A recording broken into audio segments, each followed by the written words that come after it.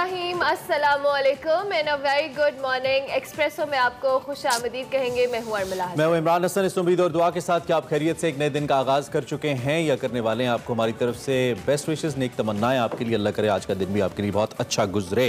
पाकिस्तान के लिए मुसलसल जो डेवलपिंग स्टोरीज है, कल इत्तफाक ऐसा हुआ कि मुझे कोई 3-4 अपने प्रोग्राम्स इकट्ठे देखने का इत्तफाक हुआ।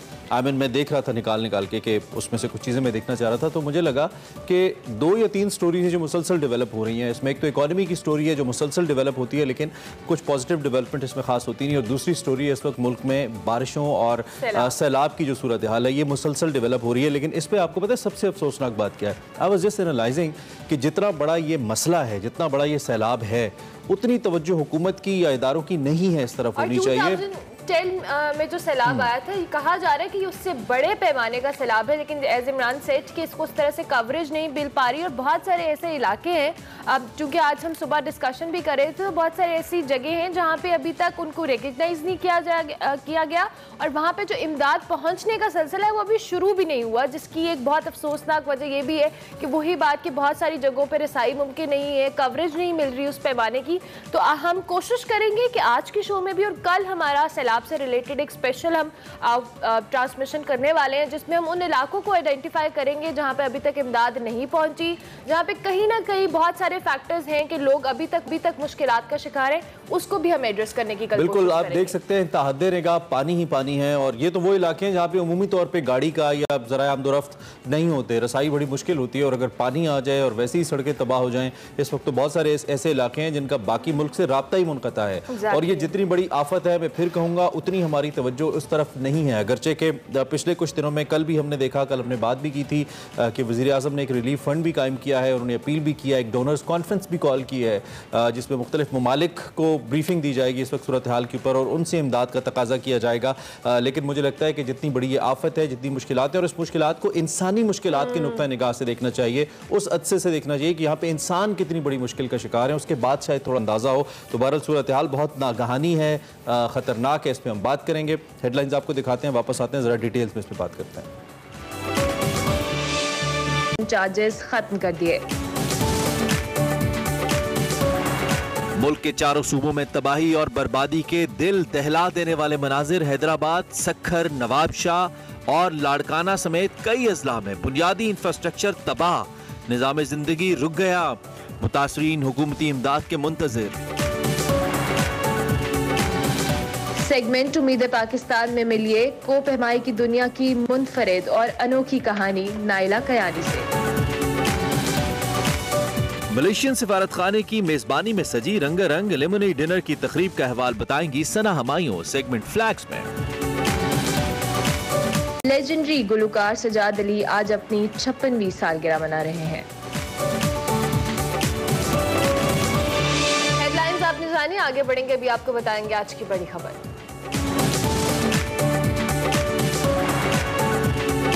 भाई इस वक्त जैसा कि हमने आपको बताया, तकरीबन सभी सूबे इस का शिकार हैं और सैलाब और बारिशों की नागहानी आफत है जो कि हमारे सर पे इस वक्त मौजूद है। बलूचिस्तान के बाद सिंध में भी तबाही और बर्बादी के मनाजिर देखने में आ रहे हैं। जैसे कि हेडलाइंस में भी हमने आपको बताया, हैदराबाद, लड़काना, सक्खर, नवाबशाह, जामशोरों समेत दीगर जो असला है, यहाँ पे इस वक्त इंतहाई बुरे हालात हैं।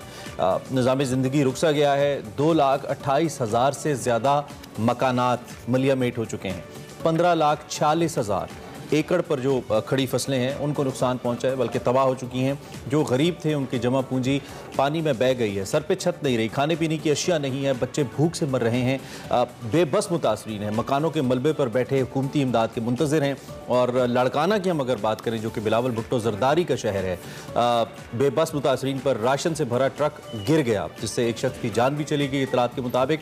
और अगर मजमूई तौर पर हम सिंध को देखें तो अब तक 244 अफराद के जाँ बहक होने, जबकि 700 से ज़ायद अफराद के जख्मी होने की इत्तलात अब तक मौसूल हो चुकी है। सैलाबी रेले से मुतादिद सड़कें और रेलवे ट्रैक भी तबाह हो चुके हैं। शहरों के एक दूसरे से राबते भी मुनक़ता हो चुके हैं। हर सू तबाही की दास्तानें हैं। अगर ये कहा जाए कि हर तरफ क़यामत सुगरा का मंजर है तो गलत ना होगा। सूबाई हुकाम के मुताबिक मुतासर अफराद और इंफ्रास्ट्रक्चर की बहाली के लिए तकरीबन 40 अरब रुपए दरकार होंगे, जबकि महकमा तालीम सिंध ने सूबे में मजीद बारिशों की पेशगोई के बाद तमाम सरकारी स्कूल और कॉलेज आज से 2 दिन के लिए बंद कर दिए हैं। कराची के भी कई अजला में कई फुट पानी खड़ा है, जिसके बाद शहरियों को भी शदीद मुश्किलात का सामना करना पड़ रहा है, जबकि मजीद बारिशों की भी पेशगोई की जा रही है। मुसल्लह अफवाज के जवान अपनी जान खतरे में डालकर अपने हमवतनों की मदद के लिए पेश हैं। दूसरी जानिब सूबाई हुकूमत भी मुतहरिक हमें नजर आ रही है। हुक्मरानों की जानिब से मुतासरा इलाकों के दौरे तो किए जा रहे हैं, लेकिन मुतासरीन की जानिब से इमदाद ना मिलने का शिकवा भी सामने आ रहा है। इस हवाले से हम बात करेंगे। हमारे साथ शर्जील इनाम मेमन साहब मौजूद हैं, वज़ीर इत्तलात सिंध हैं, उनको हम खुश आमदीद कहेंगे। बहुत शुक्रिया शर्जील इनाम मेमन साहब कि आपने हमें ज्वाइन किया। अब सूरत हाल कुछ इतनी हौसला अफजा नहीं है, सिंध के 23 अजला को भी आफत ज़दा करार दिया गया है। ताज़ा तरीन सूरत हाल हम आपसे चाहेंगे कि जानिए, उसके बाद फिर फर्दर हम इमदाद के और जो मुतासरीन की बहाली का एक प्रोसेस है उस पर भी हम बात करेंगे। बिस्मिल्लाहिर्रहमानिर्रहीम जी, शुक्रिया। आपने जो इंट्रो में कहा बिल्कुल ये बात हकीकत है कि बहुत ज़्यादा इस बार बारिश हुई है, और बारिश और फिर जो पानी आ रहा है उसकी वजह से मुसलसल जो दरिया में लेवल पानी का बढ़ रहा है, ऊपर से बारिशें रुकने का नाम नहीं ले रही। इस वक्त मैं अगर हैदराबाद में बैठा हूँ तो हैदराबाद में कल दोपहर से नॉन स्टॉप अभी तक हम बात करेंगे बारिश चल रही है और रुक नहीं रही है। और जो भी ज़मीनें हैं, ज़रूरी ज़मीनें हैं, लोगों के घर हैं, वो उस वक्त सब डूबे हुए हैं, और जो भी लोग उसमें अफेक्टेड हुए हैं उनको सेफ जगहों पर गवर्नमेंट शिफ्ट कर रही है। कुछ लोगों को स्कूल में, कुछ हॉस्पिटल में, और जितनी सरकारी इमारतें हैं वहाँ लोगों को शिफ्ट किया जा रहा है। और इस वक्त जो सूरत हाल है, जो जैसे पानी भी बढ़ रहा है और जब ये भी हो रहा है तो काफ़ी जगहों पे ब्रीचेस भी लग रहे हैं, और ब्रीचेस को भी गवर्नमेंट जो है वो फिर फिक्स कर रही है। और इस वक्त पूरी गवर्नमेंट की मशीनरी मौजूद है। चेयरमैन पाकिस्तान पीपल्स पार्टी बिलावल भुट्टो रज़ाई साहब खुद भी फील्ड में मौजूद है। चीफ मिनिस्टर सिंध काफ़ी दिनों से फील्ड में मौजूद है, और तमाम जितने भी मिनिस्टर हजरात है और MPs MNAs हैं, हर कोई इस वक्त मौजूद है, और वो लोगों को रिलीफ फराहम करने की कोशिश कर रहा है। इस वक्त हमारी जी फर्स्ट प्रायोरिटी है लोगों की जान बचाना और उनको महफूज मुकामात पे शिफ्ट करना। तो जहाँ पे शिफ्ट कर रहे हैं फिर उनको हम लोग उस वक्त कुक फूड जो है, बना बनाया खाना जो है वो वहाँ पे फराहम कर रहे हैं, और मेडिकल की सहूलियात दे रहे हैं ताकि वहाँ पे कोई खुदा न खासा गैस्ट्रो वगैरह की बीमारी ना हो, और उनको ताकि बारिशें हैं तो ज़रा लोग लकड़ी जला के भी नहीं सब खाना बना सकते, क्योंकि तो बारिशें हैं और लकड़ियाँ भी गीली होती हैं तो उनके लिए कुकिंग करना भी बड़ा अज़ाब होता है। तो हम लोग मुख्तलिफ जगहों से खाना बनवा के उन तमाम जो रिलीफ कैंप्स हैं वहाँ प्रोवाइड कर रहे हैं ताकि लोगों को कम से कम फूड क्राइसिस ना हो। तो इस वक्त गवर्नमेंट की हर चीज़ के लिए मौजूद है, कर रही काम। डेफिनेटली कुदरती आफत है, और इस तरह की आफतें पहले भी आई हैं, पहले भी इनको फेस किया गया, लेकिन इस बार बहुत ज़्यादा ये है। मेरा सवाल यही था कि इस तरह की आफतें पहले भी आई हैं, उसका और इसका क्या कंपैरिजन है, उससे ये कितनी शदीद इस वक्त जो सूरत हाल है, ख़राब सूरत हाल है, एक तो ये बता दीजिए। दूसरा ये कि क्या कोई आपकी हुकूमत ने कोई मैकेनिज़्म बनाया है जिसके तहत ये सारी इमदादी सरगर्मियाँ की जाएंगी, चूँकि इतना बड़ा नुकसान है जहाँ पर लाखों लोग बेघर हुए हैं, तो उसके लिए कोई ना कोई तरीक़ाकार चाहिए होगा जिसके तहत ये सारा अमल प्रोसेस वाइज किया जाए। तो क्या ऐसा कोई तरीक़ाकार बनाया है आपने? मैं आपको बताऊँ, आपकी बात बिल्कुल सही है, और ये शायद तो टेक्निकल भी है। टेक्निकल इस तरह है कि लोगों के लिए सबसे बड़ा रिलीफ तब है कि जब पानी निकाला जाएगा। अब जमीन जो है वो ज्यादा पानी एक्सेप्ट कर नहीं रही है, पानी का लेवल बहुत ज्यादा है। जब आप जिन कैनाल्स के जरिए आप पानी को निकालते हैं इस वक्त वो भी फुल है, तो लोग अगर अपने मिसाल के तौर पर अगर मेरा घर डूबा हुआ है और मुझे पानी निकालना है, अगर तो कैनाल ऑलरेडी ओवर टॉप हो रहे हैं, तो उस तरीका है कि पहले पानी को निकाला जाए। एक जब पानी निकलेगा और फिर जब कुदरत एक नेचुरल तरीके से पानी निकलता है और एक हम ड्रेन्स के जरिए पानी निकालते हैं। तो जब ड्रेन्स के जरिए तो इस वक्त पानी निकालना मुश्किल है काफी, क्योंकि पानी का लेवल बहुत ज्यादा आ रहा है। और अभी भी मेरा जो मेरे इत्तला है कि आज भी शायद सक्खर बैराज 6 लाख क्यूसेक तक पहुंचे। हमारी कोशिश ये कहीं पे कोई ब्रीच ना पड़े, पहला तो ये ठीक है। खुदा न खासा ब्रीच पड़ता है तो वो फिर बहुत ज्यादा बुरी सूरत हाल होती है। ब्रीचेस को रोकने के लिए सारा इरिगेशन का अमला और सारे जितने गवर्नमेंट के अमले हैं वो सब मौजूद हैं। कल परसों रात को भी जहाँ पे मेरी ड्यूटी थी वहाँ पे कोई 8 ब्रीचेस पड़े थे, क्योंकि फौरी तौर पे हमने अल्हम्दुलिल्लाह गवर्नमेंट की मर्जी की मदद से सबने उन ब्रीचेस को हमने रोक दिया, उनको कवर कर दिया।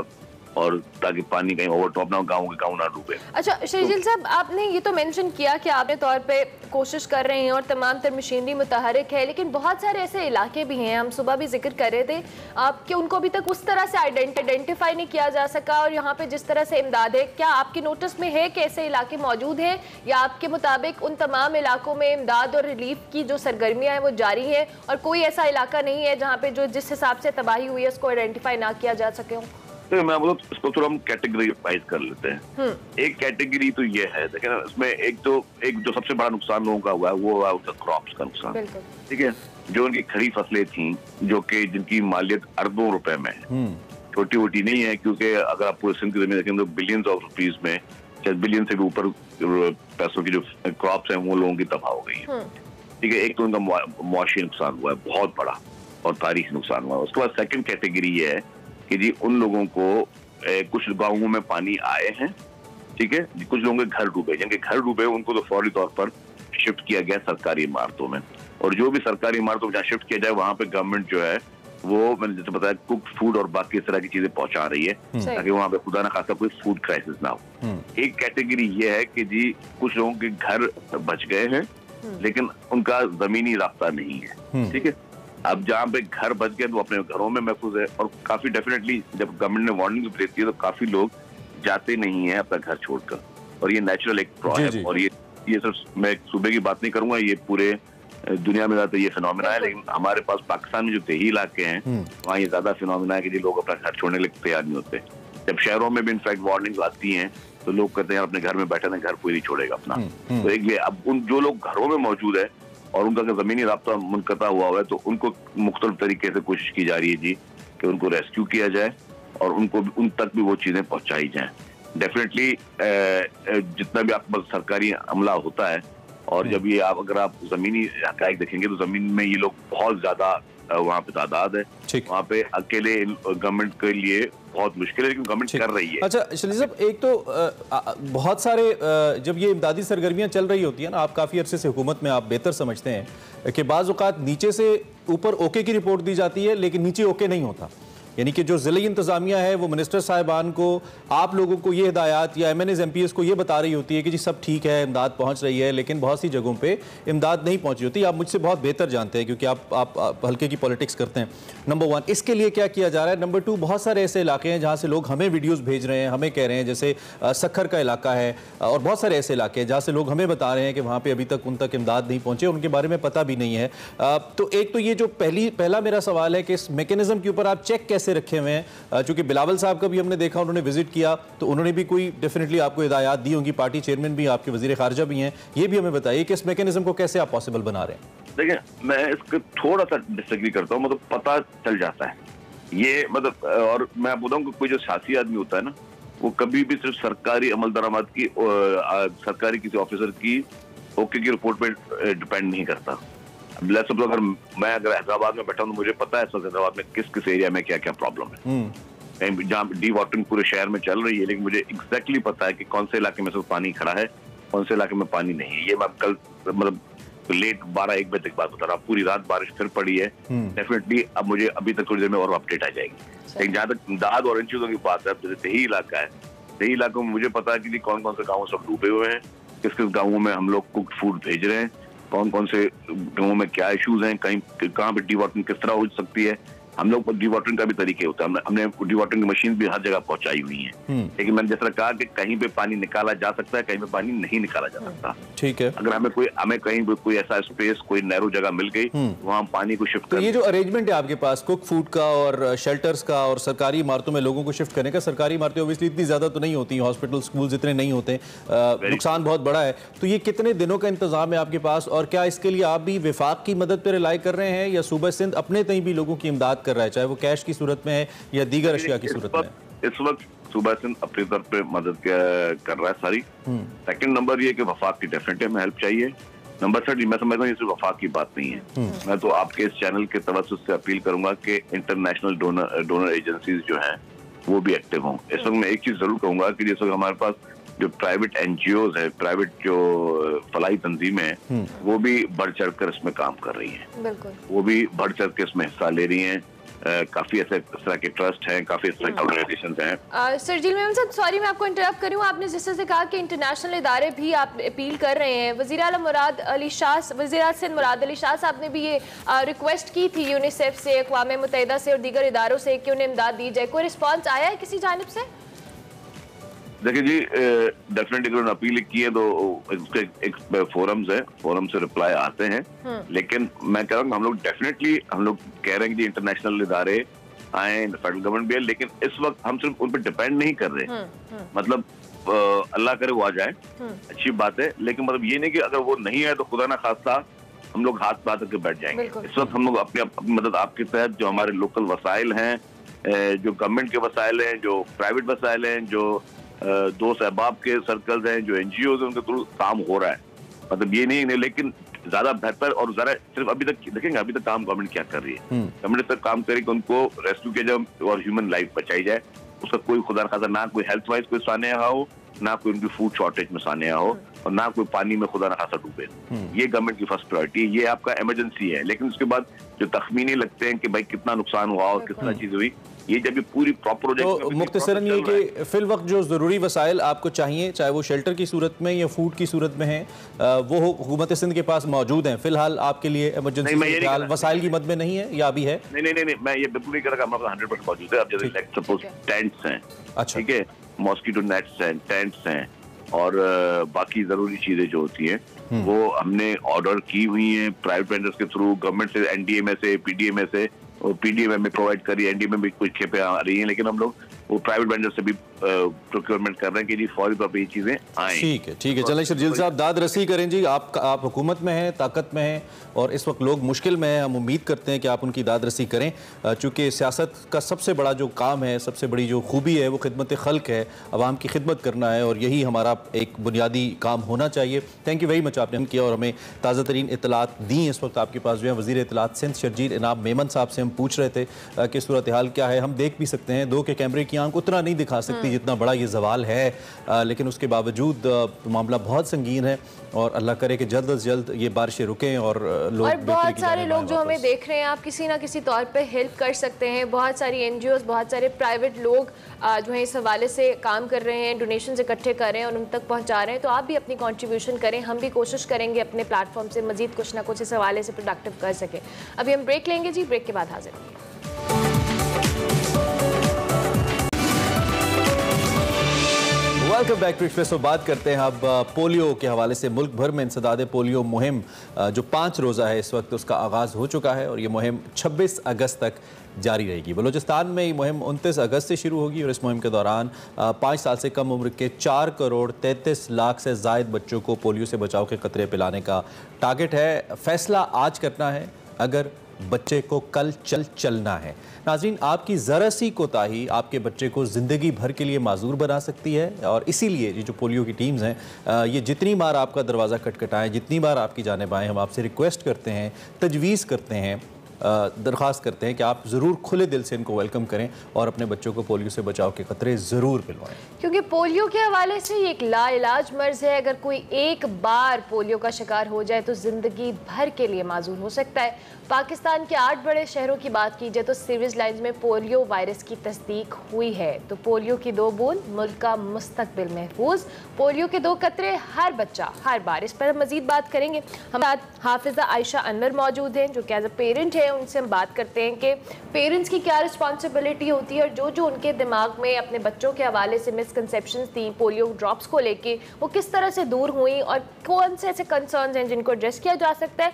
उसके अलावा प्रोफेसर नासिर महमूद हमारे साथ मौजूद होंगे जो इस्लामिक पॉइंट ऑफ व्यू से हम बात करेंगे कि हमारी जो मजहबी स्कॉलर्स हैं या दीगर लोग हैं, इसमें इनका क्या किरदार बनता है लोगों को अवेयर करने के लिए। आप दोनों को हम खुश आमदीद कहेंगे। Thank you very much professor साहब, बहुत शुक्रिया। हाफिज़ा आयशा साहिबा आपका भी। हाफिज़, सबसे पहले अगर हम पोलियो वायरस की बात करें, आपके दिमाग में क्या चीज़ आती है, क्योंकि आप खुद भी एक वालिदा हैं, आपको पता है आपके बच्चे हैं, अब क्या आपके माइंड में आता है पोलियो वायरस? पोलियो वायरस का तो पहले ही ये सुन के पहले नंबर पे तो यही आता है कि ये क्योरेबल डिजीज़ नहीं है, और ये एक ऐसी बीमारी है या एक ऐसा वायरस है जो कि अगर खुदा न खास्ता एक बार अगर किसी बच्चे पे इफ़ेक्ट हो जाता है तो वो ज़िंदगी भर के लिए माजूर हो जाता है। इसलिए सुन के एक दफ़ा तो ज़रूर डर लगता है कि खुदा न खास्ता किसी बच्चे को भी ये वायरस ना हो। ठीक है। अच्छा, बहुत सारे पेरेंट्स को इस हवाले से नहीं होती है, हमने देखा है कि बहुत सारे पेरेंट्स को होता है कि जी अगर हमने एक दफ़ा पिला दिए दोबारा नहीं पिलाएंगे, बहुत सारे ऐसे मामलात होते हैं। आपके अगर दिमाग में ऐसे खदशात थे तो आपने किस तरह से दूर किया? आपने खुद रिसर्च की पोलियो वायरस को लेके, पोलियो ड्रॉप्स को लेके, या आपने किसी से गाइडेंस ली? नहीं, ऐसा तो मुझे नहीं है कि मतलब मेरे घर अगर टीम्स वगैरह आती थी तो मैं उन्हें मतलब हमेशा पॉजिटिव ही रिस्पॉन्स दिया, लेकिन समटाइम जैसे इंसान है इधर उधर से अगर हम लोग कोई अफवाहें अगर हम सुन लेते हैं तो फिर मैंने वो टीम से कंसर्न किया कि ये ऐसी अफवाह है, तो उन्होंने मुझे ये जो है मेरे मतलब एक मिसकंसेप्शन जो था ना वो उन टीम ने जो है वो क्लियर किया कि ऐसा कुछ नहीं है, जस्ट ये अफवाहें हैं। ठीक है, इसमें कोई दो राय भी नहीं है कि महज अफवाहें हैं, और इसीलिए हमारी कोशिश भी है जी ये दो एंगल्स हमने रखे इसलिए कि एक तो जो कुछ पेरेंटल कंसर्न्स हैं उस पर भी हम बात कर लें, विद दैट जो मज़हब के हवाले से वो भी बड़ा ज़रूरी है। अच्छा, इस वक्त जो सूरत हाल बन रही है, आप किस हद तक समझती हैं पोलियो को लेकर के लोगों के अंदर आगाही है? जो कि बाज़ औक़ात सेहत के अमूर के हवाले से लोगों को ये मसाइल लाहिक होते हैं कि जी पोलियो वर्कर्स का नंबर भी ले सकते हैं ताकि उनको मुख्तलिफ जो मुहिम आने वाली हैं या कैंपेन्स के बारे में बताते रहें और वैक्सीन दे सकें। क्या आपकी नज़र में ये जो इन कॉन्टेक्ट रहना है, ये जो प्रोसेस है, ये दुरुस्त है? आप बीइंग अ पेरेंट इससे मुतमईन है? हाँ, मैं तो समझती हूँ कि ये होना चाहिए, क्योंकि अगर सम टाइम ऐसा होता है कि 1 से 2 महीने का गैप आ जाता है कैंपेन में, तो फिर मैं तो वैसे अगर एज ए मदर देखूं तो मैं तो बस इस चीज़ को लेके कॉन्शियस हूँ कि मैं अपने अगर टीम्स जो हैं वो लेट हो जाती हैं, 1-2 महीने का गैप आता है तो मैं लाजमी टीम को कांटेक्ट करके पूछती हूँ कि आप लोग क्यों नहीं आए हो। अच्छा, वाओ। तो क्योंकि वही बात है कि ये एक जो है ऐसा है कि इसकी पूरी लाइफ टाइम जो है डिसेबिलिटी मतलब बजाय इसके कि आप इस बात से परेशान हो, ये एक अच्छा अमल है कि आप मैं तो बिल्कुल से एग्जैक्टली, और आपके बहुत सारे कंसर्न दूर हो सकते हैं कि अगर लेट भी होगी। अच्छा जी, प्रोफेसर साहब भी मौजूद हैं। प्रोफेसर साहब, सबसे पहले तो हम उलमाए कराम की बात करें या इस्लामी क़यादत की बात करें, तो पोलियो का जो खात्मे का प्रोग्राम है इसमें आप लोगों का किस तरह से रोल है? आप लोग किस हद तक इससे एग्री करते हैं और आप लोगों की रिस्पॉन्सिबिलिटी क्या है बेसिकली? बिस्मिल्लाहिर्रहमानिर्रहीम। बहुत अच्छा आपने सवाल किया। मैं इस सिलसिले में सबसे बुनियादी बात अर्ज कर लूँ कि ये ये हमारी बदनसीबी है कि मामला जो मेडिकल का था, टोटल मेडिकल का मामला, उसके बाद लोगों ने रिलीजियस मामला बना लिया।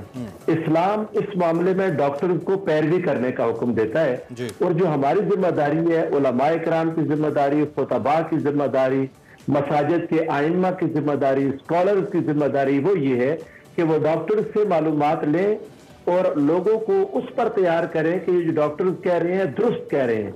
वो जो अफवाहें फैली हुई हैं, एक ऐसी र्यूमर्स है लोगों के जहन में, पता नहीं इससे क्या हो जाएगा, तो उनको बताना चाहिए कि जैसे बाकी बीमारियों के इलाज के लिए हम डॉक्टर्स के पास जाते हैं, उनसे दवाई लेते हैं, जस्ट लाइक दैट ये भी एक बीमारी है और इसका इलाज हमने डॉक्टर से करवाना है।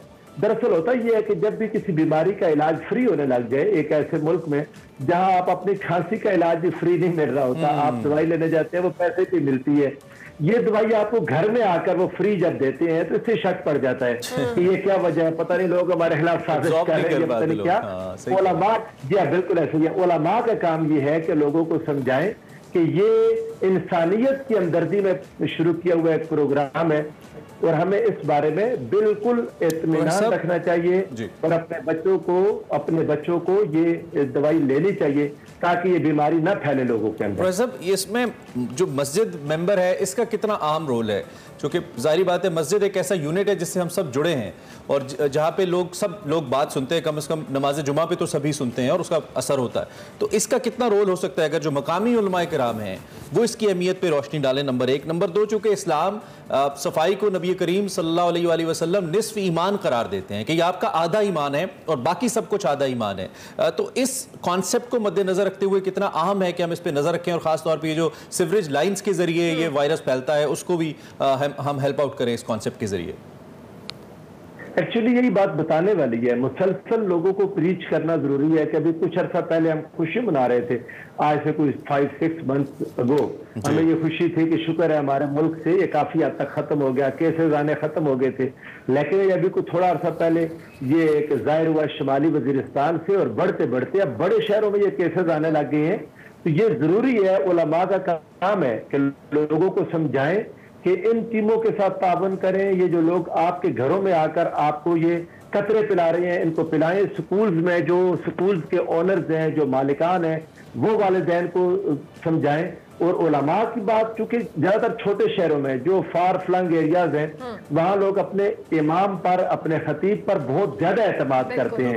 ان کے پاس ٹیلی ویژن یا باقی سہولتیں جب موجود نہیں ہیں تو ان کے ائمہ کے ساتھ میٹنگ کریں، یہ ٹیم والے حکومتی نمائندے میٹنگ کریں، وہاں کے نمائندے جو لوکل نمائندے ہیں ان کے پاس جائیں، اس جگہ کے ایم این اے کے پاس، ایم پی اے کے پاس جائیں اور اس کو لے کر مقامی مساجد کے ائمہ کی میٹنگز کریں. مقامی جو تھانہ ہے اس تھانے کے تحت علماء کو اکٹھا کریں اور وہاں پر بیٹھ کر ڈسکس کریں، کوئی ایک اچھا عالم سب کو سمجھائے. جب علماء اپنی ذمہ داری پوری کریں گے تو مجھے یقین ہے کہ لوگ اس چیز پر تیار ہو جائیں گے. اچھا پروفیسر صاحب کوئکلی یہ بھی بتائیے گا کہ جو کنسرنز آپ ابھی خود بھی شیئر کر رہے ہیں، آپ سے کسی نے رابطہ کیا ان خدشات کو دور کرنے کے لیے پولیو سے ریلیٹڈ؟ اچھا، ہم تو اپنے ہر ذریعے سے، سوشل میڈیا کے ذریعے بھی، آپ کے پروگرام کے ذریعے بھی لوگوں کو ہماری رائے کا پتہ ہے، جو ہمیں جانتے ہیں، جو ہم تک اپروچ کر سکتے ہیں. دے نو اٹ ویری ویل کہ ہم اس چیز پر زور دیتے ہیں کہ یہ لازمی کروایا جائے.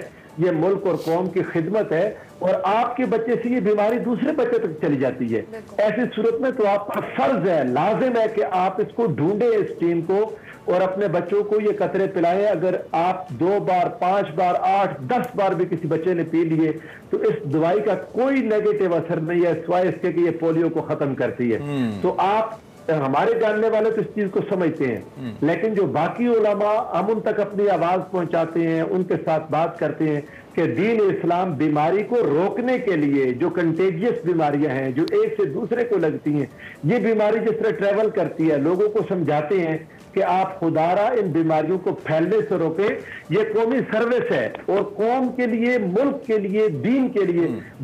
دیکھیں نا، اگر ہم اپنے ملک پر بیمار بچوں کا ایک بوجھ ڈال دیں گے، جو معذور افراد کا ایک بوجھ ڈال دیں گے، اور اپنی لاپرواہی کی وجہ سے وہ تمام والدین، وہ تمام علماء، وہ خطیب، وہ واعظین جن کی وجہ سے کسی بچے کو یہ بیماری لگی، وہ اللہ اور اس کے رسول کے نزدیک قیامت کے دن مجرم ہوں گے. انہوں نے کیوں اس بات کو سمجھا؟ ٹھیک ہے، بالکل صحیح. میں واپس آتا ہوں آپ کی طرف. یہ جو پولیو ویکسین سے وابستہ خدشات ہیں، چونکہ عائشہ صاحبہ بھی ہمارے ساتھ موجود ہیں اور بینگ پیرنٹ ہم ان سے بات کر رہے ہیں، یہ ان خدشات کو دور کرنے کے لیے عائشہ صاحبہ آپ سے کسی نے رابطہ کیا، یا آپ کے جو کنسرنز ہیں کیا وہ کبھی رہے اور بعد میں دور ہوئے یا کبھی تھے ہی نہیں؟ اس حوالے سے بھی بتائیے. نہیں، میں نے جیسے کہ پہلے بتایا کہ اگر کوئی ایسا مسکنسیپشن تھا تو وہ پھر میں نے خود بلکہ کنسرن کیا، اور اس کے بعد میں جب میرا کوئی یہ کنسیپٹ جو ہے کلیئر ہوا تو پھر میں نے اپنے آس پاس اپنے ریلیٹیوز یا جو بھی ہیں لوگوں نے بھی اس چیز کی میں نے آگاہی دی، اویئرنیس دی کہ یہ جو ہے آپ لوگ لازمی اس کے مطلب بچوں کو قطرے وغیرہ پلایا کریں. اچھا عائشہ صاحب یہ بتائیں، نارملی خواتین کی اسپیسیفکلی میں بات کروں، وہ شکایت کرتی ہیں کہ جی پولیو ٹیمز اس وقت گھر پہ آتی ہیں جب کوئی مرد نہیں ہوتا، ہم اس طرح سے باہر جا کر اپنے بچوں کو قطرے نہیں. آپ کا کبھی یہ کنسرن رہا؟ نہیں، میرا ایسا تو نہیں رہا. اگر میں یہ سمجھتی ہوں کہ اگر وہ باہر جا کے نہیں پلا سکتی تو ٹیمز بھی تو ان کے گھر میں آتی ہیں، تو اگر ہم اس چیز کو اگر ہم پازیٹیو لیں، اگر وہ بھی کسی کی ماں بہن بیٹیاں ہیں تو اگر وہ آپ کے ڈور تک آتی ہیں تو آپ انہیں پازیٹیو رسپانس دے کر اپنے بچوں کو ویکسینیٹ کروایا کریں. چائے پانی پوچھیں، بالکل، کیونکہ دیکھا جائے تو وہ ہمارے بچوں کے لیے ہی ہمارے ڈور پہ آتی ہیں.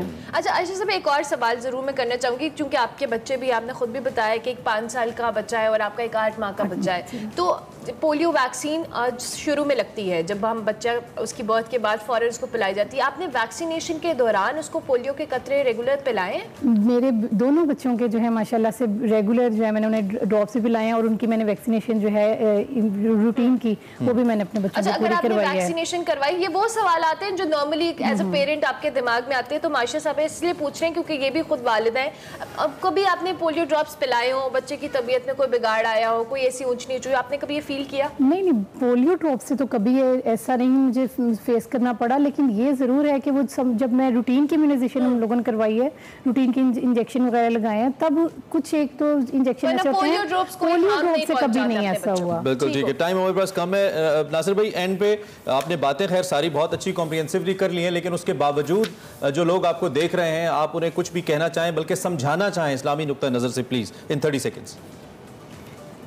یہ بنیادی بات ہے سمجھنے والے کہ رسول اللہ صلی اللہ علیہ وآلہ وسلم نے صحت کو مسلمانوں کے لیے بہت ضروری قرار دیا، اور ہمیں اپنی صحت کی حفاظت اپنے لیے نہیں اپنی قوم اور اپنے ملک کی خاطر کرنی ہے. اور ایک قیادت جو اگلے زمانے میں آئے گی، یہ ہمارے چھوٹے بچے، یہ ہماری مستقبل کی قیادت ہے. ان کو بس فی العلم والجسم ہونا چاہیے. ان کا علم اور ان کا جسم ان کی باڈی یہ دونوں بہت مضبوط ہونے چاہیے. اس کے لیے جو جو اقدامات کرنے پڑے بشمول یہ پولیو کی ویکسین کے والدین پر فرض ہے کہ وہ اس کو کریں, اور جو اس میں کوتاہی کریں گے وہ اللہ کے نزدیک گناہ گار ہوں گے. اس میں کوتاہی کسی صورت نہیں کرنی چاہیے. صاحب تھینک یو ویری مچ, بہت شکریہ. ہم اس پہ بات کرتے رہیں گے بیکاز ہم نے یہ بیڑا اٹھایا ایکسپریسو اس سارے عمل کا حصہ ہے. عائشہ صاحبہ اور پروفیسر صاحب, آپ دونوں مہمانوں کا بہت شکریہ جی. آپ بچوں کو پولیو سے بچاؤ کے قطرے ضرور پلائیں کیونکہ آج آپ نے فیصلہ کرنا ہے اگر کل بچے نے چلنا ہے. بریک لیں گے. ذکر کریں گے, انفیکٹ ویلکم بیک, ذکر کریں گے ہم ایک عدد لیجنڈ گلوکار جناب سجاد علی صاحب کا, جو کہ مختلف پچھلی 2 جنریشنز کو تو انسپائر کر رہے ہیں بھئی, اور مسلسل لوگ انہیں پسند کر رہے ہیں. 56 بہاریں زندگی کی سجاد علی صاحب دیکھ چکے ہیں, اور آج کی تاریخ میں یعنی کہ 24 اگست 1966 کو کراچی میں پیدا ہوئے. آپ نے پاکستان ٹیلی ویژن کے مختلف پروگرامز میں بچوں کے لیے موسیقی جو پروگرامز اس میں حصہ لیا, اور 14 برس کی عمر میں کلاسیکی موسیقی کے پروگرام راگ رنگ میں پرفارم کیا اور حیران کیا. برتھ ڈے ٹو سجاد علی صاحب, The legend. ہاں, ابھی ہم بریک لیں گے, بریک کے بعد حاضر ہوں گے.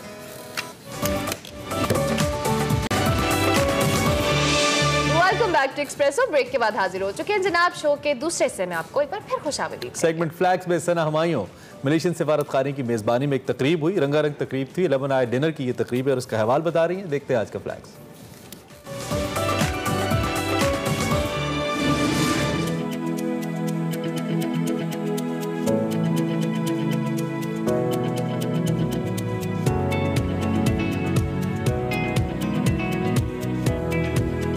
السلام علیکم, this is Sana Humayun and welcome to flags. آج میں موجود ہوں ایک ایسی خوبصورت جگہ جو سجائی گئی ہے ملیشین ایمبیسی کی جانب سے اپنے ٹیکنیکل پروگرام کے ایلمنائز کے لیے. تو آپ نے رہنا ہے میرے ساتھ یہ جاننے کے لیے اس پروگرام میں, اس ایونٹ میں کیا کیا ہوتا ہے.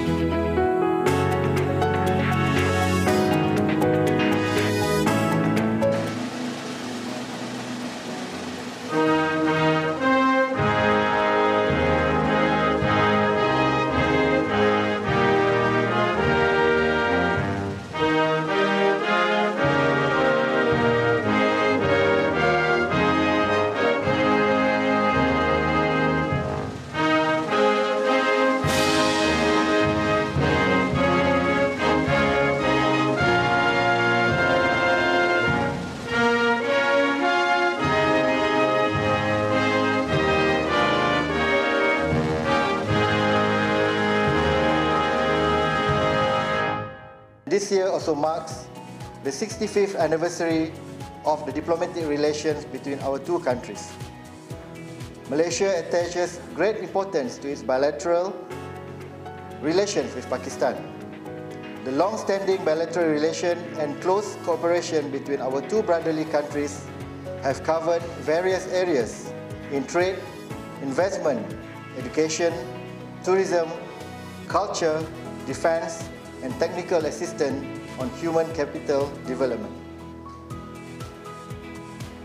The purpose of our reception gathering tonight is to promote continuous engagement and foster a long-lasting and strong bond of friendship with all who have attended the MTCP courses in Malaysia. It is also to establish closer relations and strengthen networking between the High Commission and former MTCP participants, particularly from Pakistan. Distinguished guests, ladies and gentlemen, the MTCP reflects Malaysia's commitment to South-South cooperation, particularly technical cooperation among developing countries. Malaysia's trade relations with Pakistan have been encouraging. In 2021, the bilateral trade has grown to 36.3%, and our total trade is worth $1.901 billion. A majority of this total trade volume is contributed by the export of palm oil and palm oil-based agriculture products, which account to 51.9% share of this total volume. Notwithstanding this, there is huge potential for further development and expansion of economic and trade activities, especially in halal products, and investment between public and private sectors of both Malaysia and Pakistan.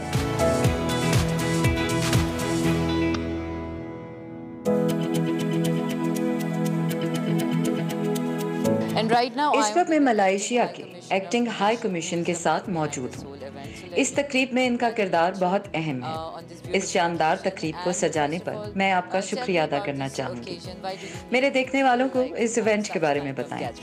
Thank you very much. I'm very pleased with the very good turnout. آپ کا بھی بہت شکریہ۔ آپ کے اس programme کے ذریعے میں تمام شرکاء کا شکریہ ادا کرنا چاہتا ہوں جو یہاں آئے۔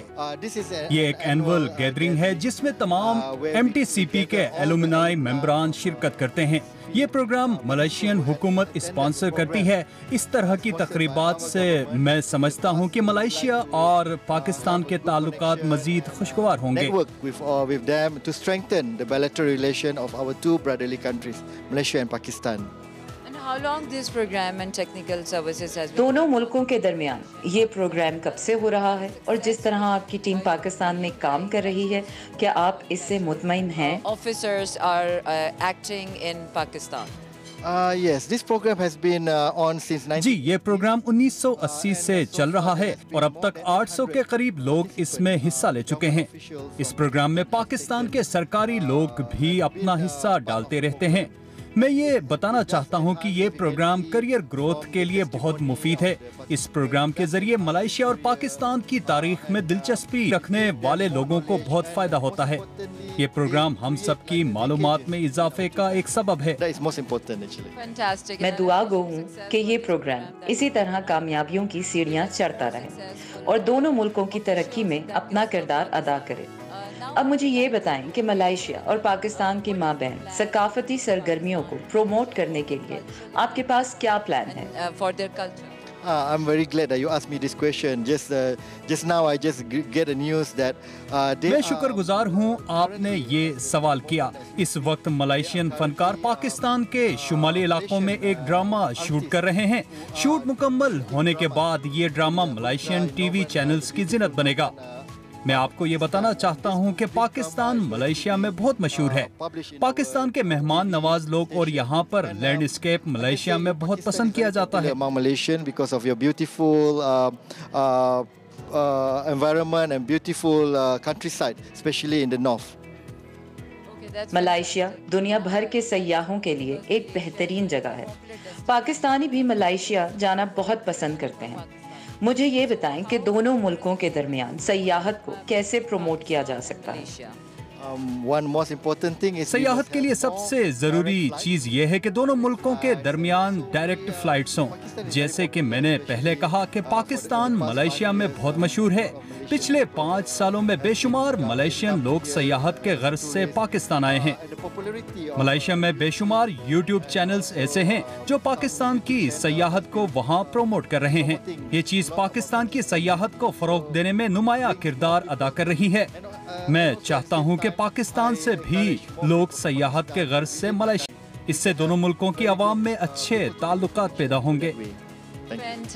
یہ تمام باتیں سن کر محسوس ہو رہا ہے کہ پاکستان اور ملائیشیا کا مستقبل بہت روشن ہے۔ اب مجھے دونوں ممالک کے مابین تجارت کے بارے میں بتائیں۔ Yes, as I mentioned in my speech just now, دونوں ملکوں کے مابین تجارت بہت اچھی ہے۔ حال ہی میں ہماری تجارتی حجم میں بھی 36% تک اضافہ ہوا ہے۔ اس وقت دونوں ملکوں کے درمیان 9.9 بلین US کی تجارت ہو رہی ہے۔ میں جلد پاکستان کو چھوڑ کر چلا جاؤں گا، لیکن میں امید کرتا ہوں کہ میرے جانے سے پہلے تک تجارتی حجم میں مزید اضافہ ہو جائے گا۔ This is for the betterment of Ummah. میں امید کرتی ہوں کہ دونوں ملکوں کے مابین سفارتی تعلقات مزید خوشگوار ہوں گے اور دونوں ملکوں کے لوگ زیادہ سے زیادہ ایک دوسرے کو جان سکیں گے۔ Thank you very much. بہت شکریہ۔ میں چاہتا ہوں کہ دونوں ملک مسلم امہ کی بہتری کے لیے کام کرتے رہیں۔ Pakistan, Malaysia, dosti zindabad. Zindabad. Pakistan, Malaysia, dosti zindabad. And this was an amazing piece of information. I hope that you enjoyed. Stay tuned with me.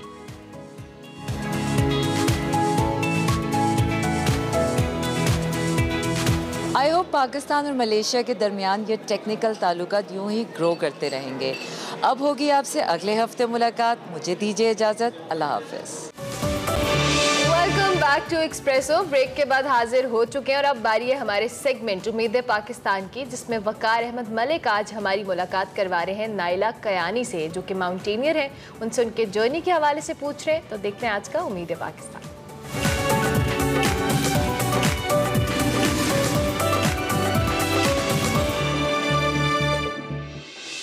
अस्सलाम वालेकुम नाज़रीन, मैं हूं वकार अहमद और आप देख रहे हैं उम्मीद है पाकिस्तान। हमारे सेगमेंट्स में बहुत सारे गेस्ट आते हैं जाते हैं, बहुत सारे ऐसे गेस्ट हैं जो हमें हमेशा याद रहते हैं अपने किसी कारनामे की वजह से, अपनी गुफ्तगू की वजह से, और ऐसे कई गेस्ट होते हैं जो आपके दिल की तमन्ना होती है कि काश वो कभी हमारे उनके रूबरू बैठने का आपको मौका मिले, उनसे बात करने का मौका मिले। आज एक ऐसी ही गेस्ट हैं हमारे साथ जो बहुत अरसे से मेरी बड़ी दिली तमन्ना थी, दिल की ख्वाहिश थी कि वो कभी हमारे एक्सप्रेसो में तशरीफ़ लाएं और उनसे गुफ्तगू हो। और ये नाइला कयानी हैं। नाइला कयानी जिन्होंने पहली खातून जिन्होंने गैशब रूम 1 गैशब रूम यानी दोनों 8000 सर किए, K2 जो सर किया वो भी सेकंड पाकिस्तानी है 1 घंटे के फ़र्क से। और ये एक ऐसी पाकिस्तानी है जो कि पाकिस्तानी बच्चियों के लिए, पाकिस्तानी बेटियों के लिए बहुत बड़ी एक मोटिवेशन है माउंटेनियरिंग के हवाले से। नाइला बहुत शुक्रिया, थैंक यू सो मच। आप यकीन कीजिए कि बहुत ज़्यादा आपने इंतज़ार करवाया, मतलब मुझे हमेशा था। नाइला ये सफ़र जो है ये आपका गैशब रूम से पहला जो था गैशब रूम 1 था आपका जो आपने G1 किया था? पहला गैशब रूम 2 था जो कि थोड़ा सा वो इजियर 8000 कंसिडर किया जाता है। ठीक है, बहुत पीछे से चलते हैं ये, मतलब पहले आप ट्रैक कर रही हैं? नहीं, अचानक ये नहीं। अच्छा, उससे पहले आपने 7000 सर किया? मैं एथलीट हूँ, बॉक्सिंग compete करती थी, तो उस तरह फिजिकली फिटनेस और मेंटली मुझे पता था पहले से ही कि मेरी काफ़ी स्ट्रॉन्ग है। तो मेरा जो पहला ट्रैक था एक करके रख दी हैं, यानी एक होता है कि आप ग्रेजुअली आप 6000 सर करते हैं, 7000 करते हैं, फिर एक 8000 पे आप बहुत अरसे के बाद आपने पहली दफ़ा ही यानी आपने G2 की है। असल में अच्छी या बुरी बात आप ये कह सकते हैं, मैंने कोई रिसर्च नहीं की थी। अच्छा। मतलब मुझे पहाड़ देखने का, पहाड़ों में जाने का बहुत शौक था। तो जब जो ट्रैक और गोंडोगोरोला किया मैंने, उसके बाद अचानक से ही शौक मतलब तमन्ना पैदा हुई कि देखें ये जो हाई एल्टीट्यूड गाइड्स हैं, क्लाइंबर्स हैं, ये इनकी बॉडी मेंटली फिजिकली क्या फील करती है। तो बस मुझे जुनून हो गया कि मुझे ट्राई करना है, क्लाइंबिंग ट्राई करनी है। तो वो हुआ ये था, अहमदबलम नेपाल में प्लान किया था, वो कोविड की वजह से कैंसिल हुआ। फिर करते करते मैंने सोचा कि अगर 7000 पे जाना ही है तो 8000 ट्राई करती हूँ, 8000 पे 7000 चली जाऊंगी, बस एक्सपीरियंस ही करना है ना। तो और जो बाकी क्लाइंबर्स हैं उनसे इंटरेक्शन हो जाएगी। तो ये अचानक से ही प्लान मतलब था। आपने एक्सपीरियंस करने के लिए भी 8000 कुछ ना। मैं आपकी एक्चुअली हौसले हिम्मत को सलाम पेश करता हूँ।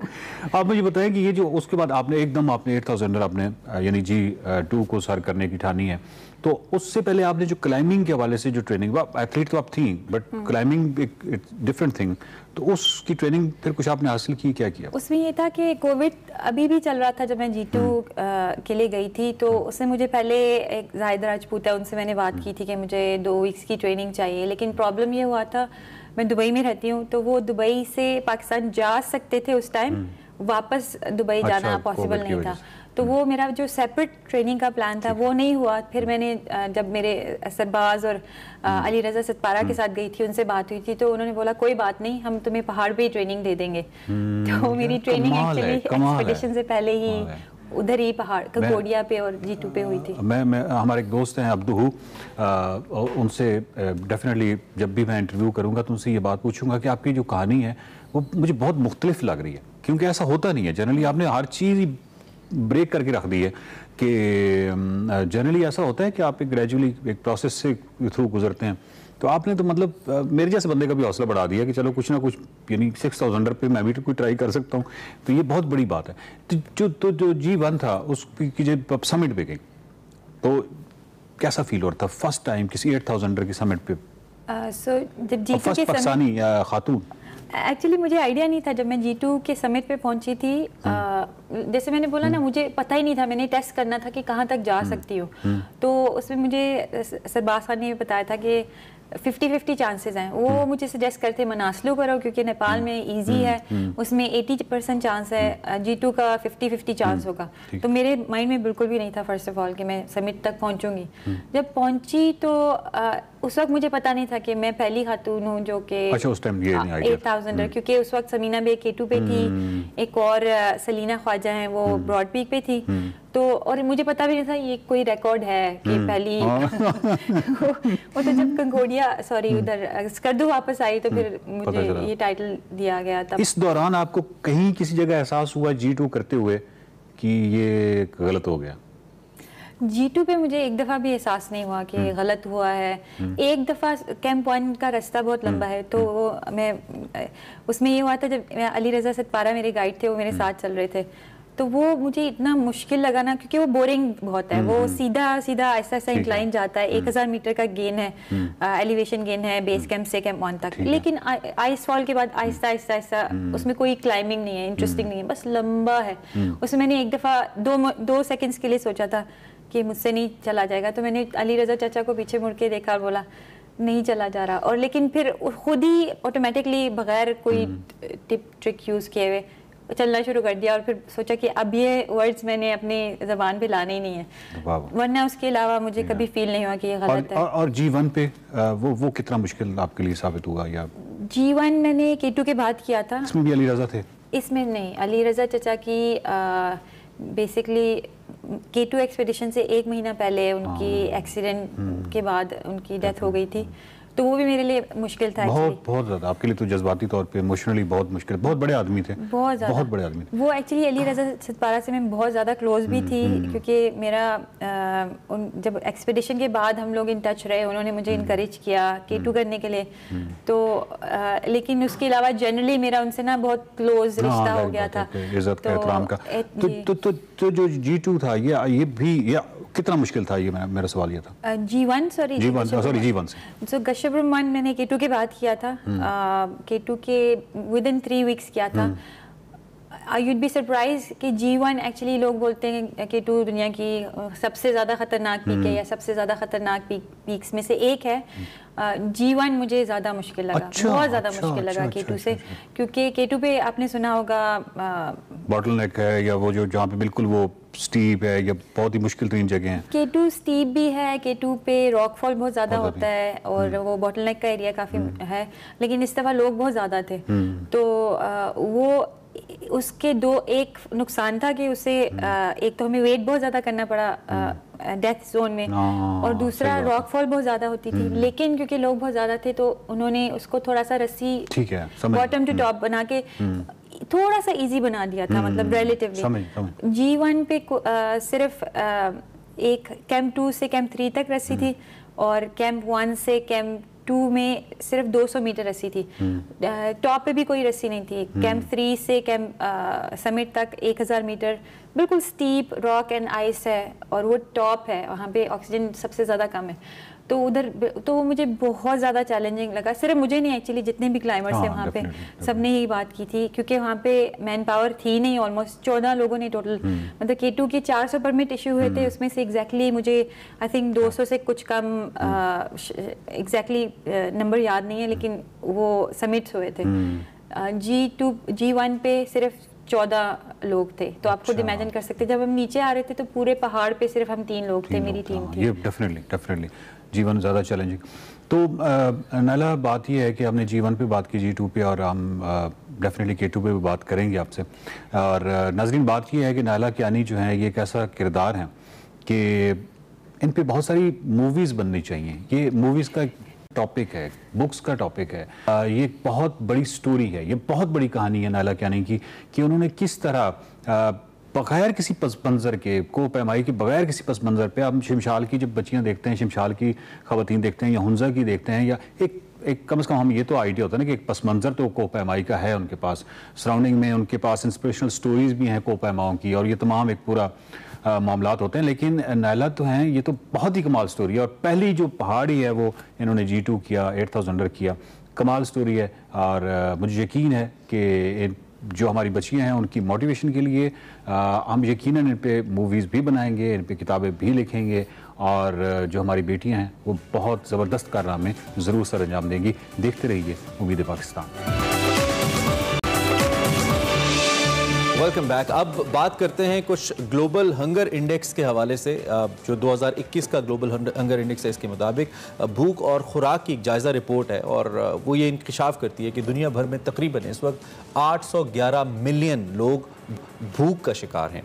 41 मिलियन लोग कहत के धाने पर हैं बिल्कुल। और मुख्तलिफ डेमोग्राफिक एंड हेल्थ सर्विस जो हैं पाकिस्तान के, वो हर साल एक रिपोर्ट मुरतब करते हैं। इसके आदाद शुमार ये कहते हैं कि पाकिस्तान की जो रैंकिंग है इसमें पिछले कुछ सालों की निस्बत बेहतरी आई है और 116 ममालिक की फहरिस्त में पाकिस्तान इस वक्त 92 नंबर पर है।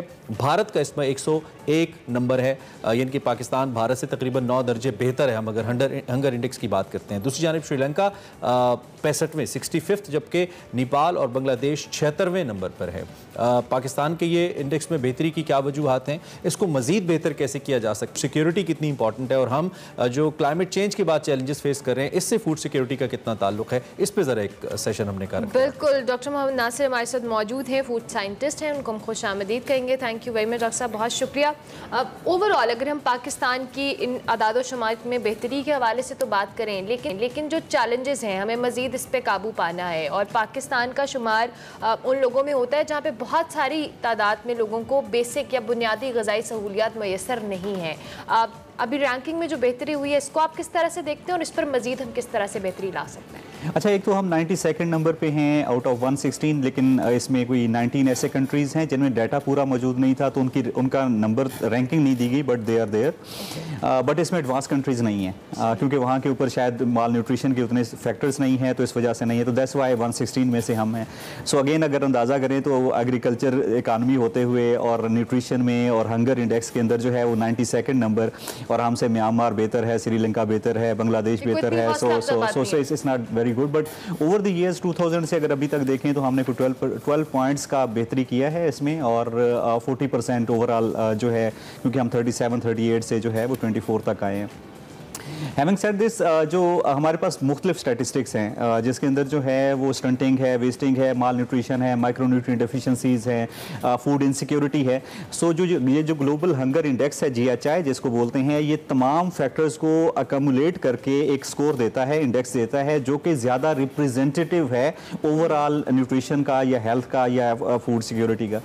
It includes nourishment, under nourishment, it includes wasting, stunting, and it also includes के चाइल्ड मॉर्टेलिटी क्या है, और उन तमाम को मिला के एक स्कोर बनता है जिसके अंदर जो दिया जाता है। सो जितना ज़्यादा स्कोर होगा उतना कंट्री ज़्यादा। हम बांग्लादेश से भी बुरे हैं of course. Bangladesh, Myanmar, Sri Lanka का आपको पता है किस तरह का हालत, but they are better than us.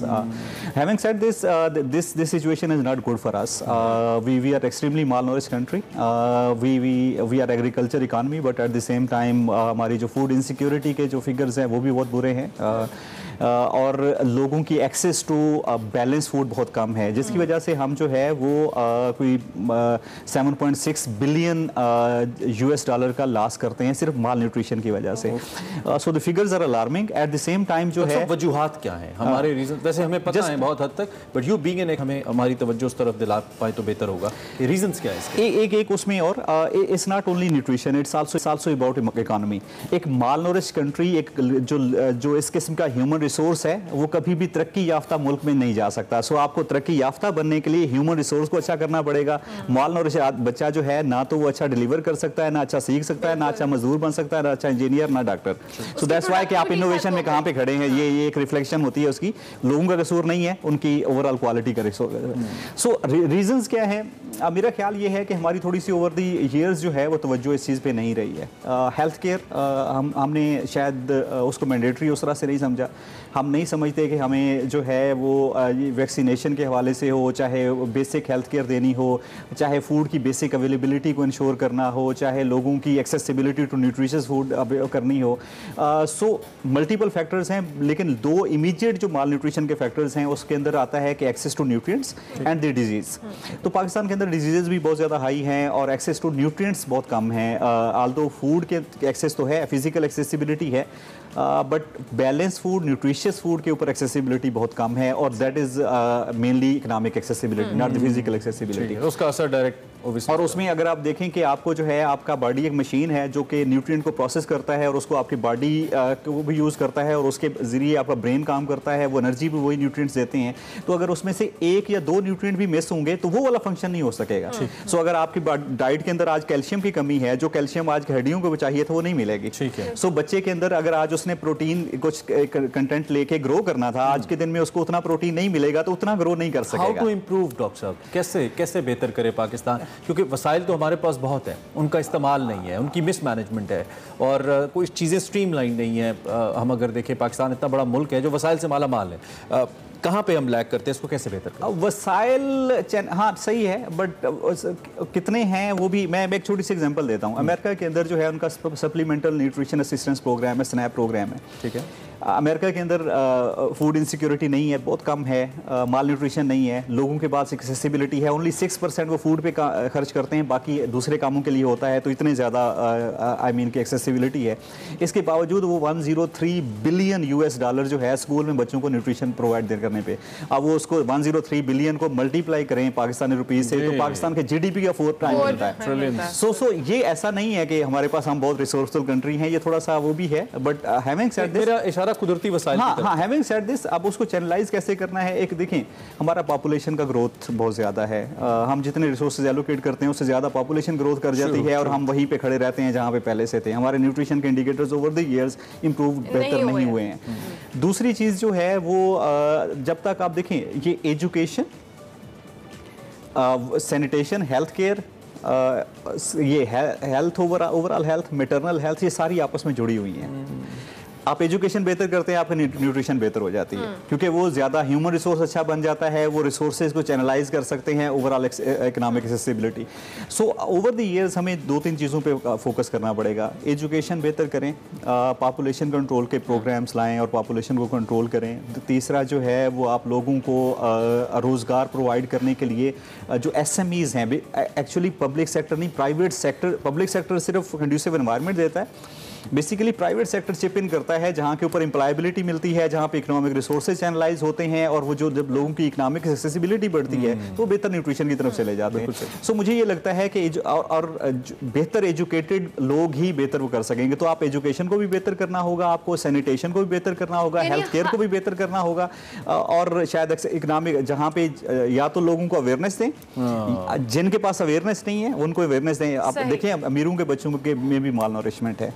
वो रीजन क्या है? आप कह रहे हैं कि ग्रास रूट लेवल से हमें चीज़ों को बेहतर करना है, लॉन्ग टर्म प्लान हमारे पास अभी तक उस तरह से नहीं है। स्ट्रेटजी बनी हुई है। आई वाज द पार्ट, जब मैं यूनिवर्सिटी में था तो हमने एक पाकिस्तान में पंजाब में पहले मल्टी सेक्टोरल न्यूट्रिशन स्ट्रेटजी बनाई थी, फिर फेडरल लेवल पे भी बनी, उसके अंदर सब कुछ दिया गया, रोड मैप भी दिया गया, लेकिन शायद इंप्लीमेंटेशन, शायद रिसोर्सेज उस तरह से चैनलाइज नहीं हुए। शायद इसको जो है वो हेल्थ का सब्जेक्ट अभी भी समझा जाता है, but it is agriculture, its food, it's education, priority है हमारी हमारे, क्योंकि इमरान खान साहब ने तो जब प्राइम मिनिस्टर थे स्टंटिंग ग्रोथ की बात की थी, पहली दफ़ा बहुत से लोगों ने सुना कि हमारे बच्चों को 45% बच्चों को पूरी खुराक नहीं मिलती, ग्रो नहीं कर पाते, दिमाग नहीं बढ़ता। ये इतना अहम मसला है, ये इतना बड़ा नंबर है। हमारी तरजीह है वैसे आपको लगता है जिस लेवल पे डिसीजन मेकिंग होती है? मुझे लगता है कि जिन कंट्रीज़ ने ग्रो किया है उन्होंने पहले हेल्थ पे और न्यूट्रिशन पे काम किया है, बाद में ग्रो किया है। अगर बांग्लादेश की अगर आप एग्जांपल लें तो उनका हेल्थ केयर कितना बेहतर है, उनकी न्यूट्रिशन, ये जो एक्सेसिबिलिटी टू फूड कितनी बेहतर है, और उन्होंने पहले एजुकेशन पे काम किया। तो आप एक बड़ा डायरेक्ट कोरिलेशन देखेंगे, जहाँ पे एजुकेशन ज़्यादा होगी, जहाँ के ऊपर हेल्थ केयर बेहतर होगा, जहाँ के ऊपर जो है वो, और वहाँ पे न्यूट्रिशन के इंडिकेटर्स बेहतर होंगे, और वहाँ पे ग्रोथ उनकी बेहतर होगी। सो इकोनॉमिक्स जो है सस्टेनेबिलिटी के लिए भी ज़रूरी है। बट हैविंग सेड दिस, मुझे ये लगता है कि जो हमारे यहाँ पाकिस्तान में एक्सपर्ट्स भी हैं, उन्होंने भी उतना काम नहीं किया है कि इसको जो है वो रेलेवेंट स्टेक होल्डर तक लेके जाते हैं एज ए प्रायोरिटाइज। बेसिकली आप ये कह रहे हैं, जो मैं समझाऊं, कि जिस तरह के हमने ऑटोमोबाइल इंडस्ट्री के लिए एक पॉलिसी दी या इंडस्ट्री के लिए एक पॉलिसी दी, इसके लिए एक पॉलिसी कॉम्प्रिहेंसिव होनी चाहिए और इस पर सब शोबों को मिलकर काम करना चाहिए, taking it as a task, और तभी शायद हम विद द टाइम इस पर इंप्रूव कर सकते हैं और उसमें बेहतरी ला सकते हैं। टाइम हमारा खत्म हो गया डॉक्टर साहब, थैंक यू वेरी मच, आपने बड़ी इंपॉर्टेंट बातें की और इसके लिए ज़्यादा वक्त चाहिए for sure. It's it's a subject जिसके ऊपर ज़्यादा बात होनी चाहिए, लेकिन हमने इसको टच ज़रूर किया। डॉक्टर साहब के मुताबिक हम इस वक्त 92nd नंबर पे तो हैं, लेकिन इट्स अलार्मिंग, चूँकि बांग्लादेश और श्रीलंका जैसे मुल्क अगर हमसे बेहतर है तो उनकी हालत आपको पता है। सो इट्स बेसिकली कोई डेटा का हेर फेर है, वरना हमारी हालत कुछ खास ठीक नहीं है। इसको एज कल्चर, एज पॉलिसी लेकर चलना पड़ेगा ताकि इसके अंदर हम इम्प्रूवमेंट कर सकें। ब्रेक लेंगे, ब्रेक के बाद आगे welcome back to Expresso. Programme का आखिरी हिस्सा है और आखिर में एक ट्रिब्यूट पाकिस्तान के नामवर मज़ाहिया अदाकार जमशेद अंसारी साहब को, जिनकी 17वीं बरसी आज मनाई जा रही है। उनकी मज़ाहिया अदाकारी आज भी लोगों के चेहरों पर मुस्कुराहटें बिखेर देती है। हम जमशेद अंसारी साहब की बात करें तो आज भी लोगों के जहनों में नक्श है, जितना भी काम उन्होंने किया कमाल किया। अंसारी साहब को हम याद कर रहे थे। अभी हम आपसे इजाज़त लेंगे, शो का वक्त खत्म हुआ। फीडबैक हमारे सोशल मीडिया हैंडल्स पर लाजमी दीजिएगा। कल तक के लिए हमारी तरफ से अल्लाह।